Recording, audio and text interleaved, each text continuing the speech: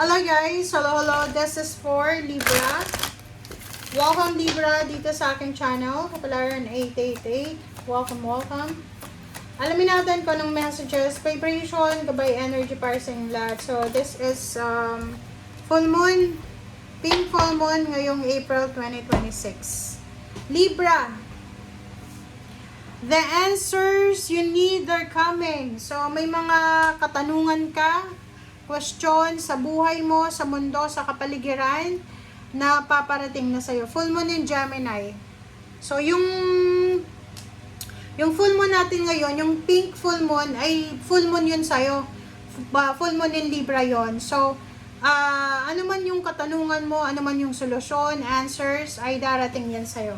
Ngayong Abril. Okay.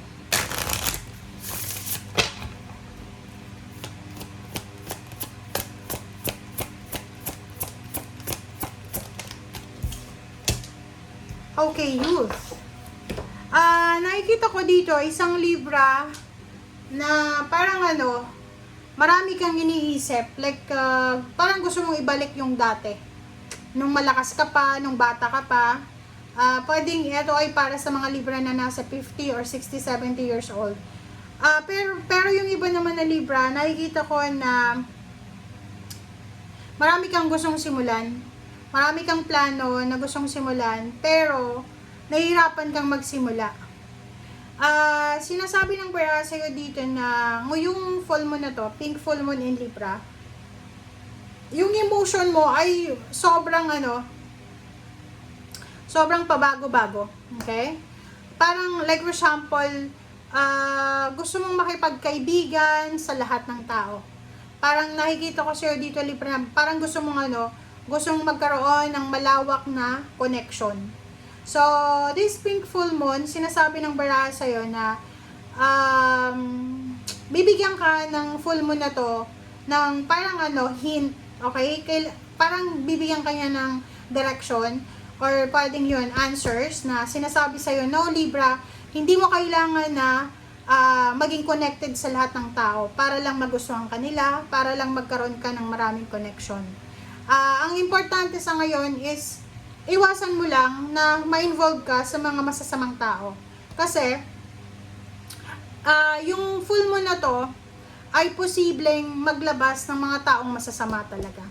So, like for example, yung mga taong, yung mga kaibigan mo pwedeng maging against sa'yo, yung anak mo pwedeng magalit sa'yo, pwedeng ihabla ka, pwedeng pagbintangan ka. So, yun lang ang kailangan mong iwasan. Hindi mo kailangan na maging konektado, maging friendly.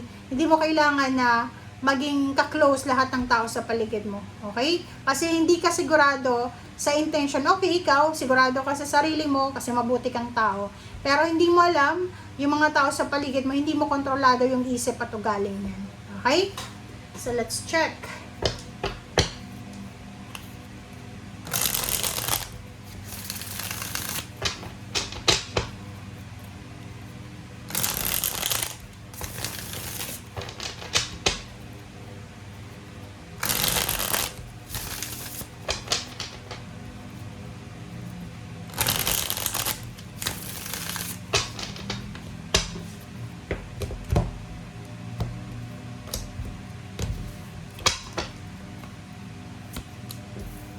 Okay, 3 of Wands, 5 of Cups, the Hermit, 3 of Swords, and 5 of Swords. Okay. Libra, kung makikita mo dito, sinasabi ng barahan na may hinihintay ka. It's either waiting for 3 years, 2 years, or 3 months na siya. Sinasabi ng baraha sa'yo dito na maybe you're waiting for someone. 3 months ba? 3 weeks? Parang nakikita ko sa'yo dito na you're waiting for someone na tawagan ka, mag-send sa'yo ng message, mag-reply sa'yo, ganyan, ganito. So, dito sa barahang to, nakikita ko na may nare-realize ka ngayon. Okay? Nare-realize mo ngayon na siguro may pagkakamali ka na ginawa. Kaya may isang tao na lumayo sa'yo. So, sabi ng baraha sa'yo dito na may isang tao na nasaktan mo, nasaktan ka, nasaktan mo siya, and sinasabi ng bara sa'yo dito na huwag ka nang umasa, 5 of Swords, i-give up mo na yan, na yung taong yan, kasi hindi na yan babalik sa'yo. Okay?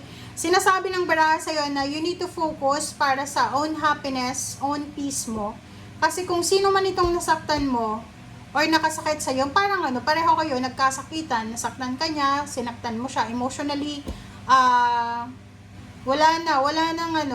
kahit maghintay ka pa dyan, hindi siya babalik sa'yo. Okay? Lalo na kung kapamilya mo yan, relationship, or kung sino man siya.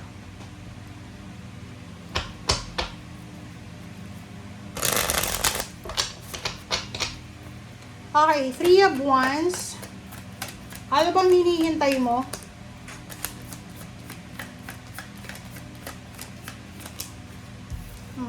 Naghihintay ka ng ng healing. Naghihintay ka ng overall happiness.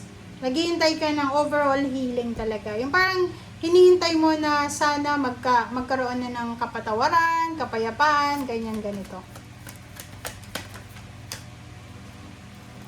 Okay, 8 of Wands.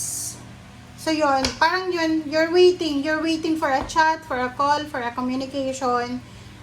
You're waiting for an information. Nag-aantay ka ng ng update.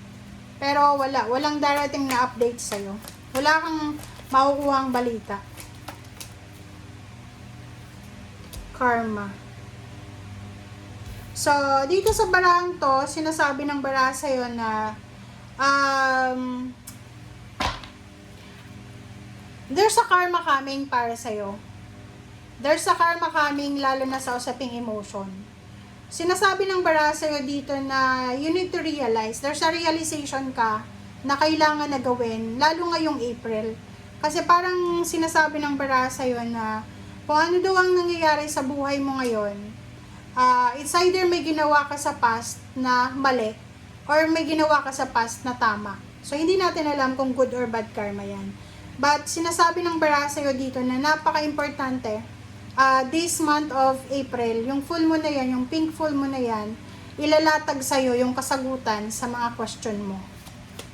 Lalo na sa tanong mo na, bakit kaya ganito yung sitwasyon ko? Bakit kaya ganito yung relationship ko? Mabuti naman akong tao eh. Bakit kaya lahat ng tao na nakakasalamuha ko, sinasaktan ako parang ganito. So, yun. Okay, Ace of Pentacles.